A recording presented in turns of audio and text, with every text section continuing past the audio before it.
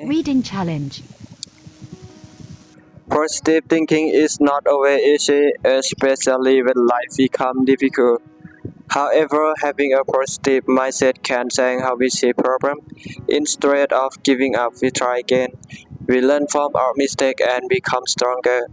Positive thinking helps us believe that the future can be better.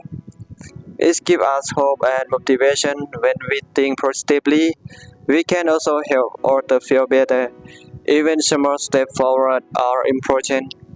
A positive mind does not mean ignoring problems. It means facing them with courage. The journey might be hard, but the result is often beautiful. With a strong, positive attitude, we can build a happier and more successful life. The future is bright for those who believe in it. Thank you. Thank you for watching my video.